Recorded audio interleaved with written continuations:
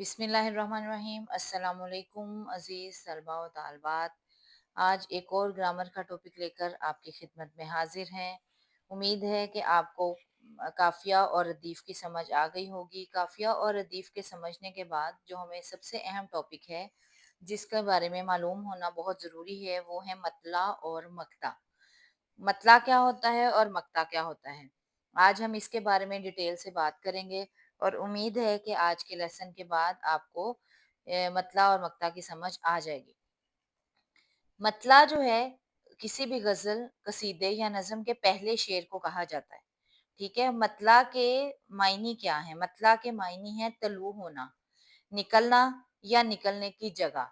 जैसे सूरज तुलू होता है, जब सूरज तुलू होता है तो क्या होता है? दिन शुरू हो जाता है।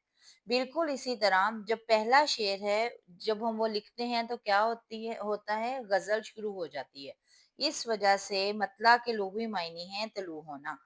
इस्तिलाह में गज़ल या कसीदे के पहले शेर को मतला कहते हैं। अब यहाँ तक तो आपको ये पता चल गया कि मतला कहते किसे हैं, पहले शेर को कहते हैं।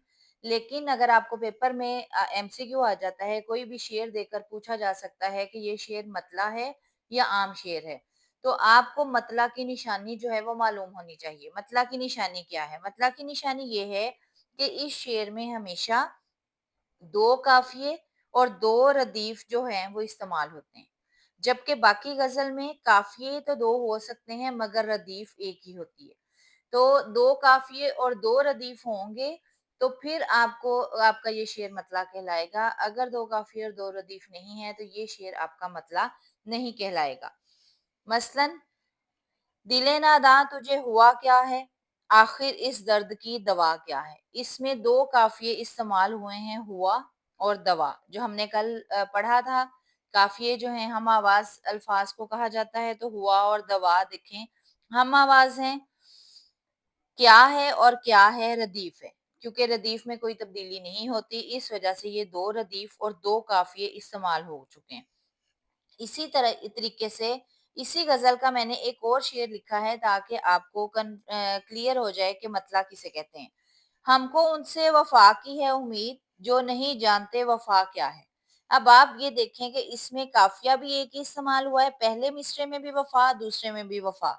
और क्या है, जो है वो सिर्फ़ दूसरे मिसरे में इस्तेमाल किया गया है रदीफ़ को, लेकिन पहले मिसरे में रदीफ़ इस्तेमाल नहीं की गई। इस वजह से ये शेर जो है ये मतला नहीं कहलाएगा और ये शेर इसमें 2 काफ़िये और 2 रदीफ का इस्तेमाल किया गया है। इस वजह से ये शेर मतला कहलाएगा।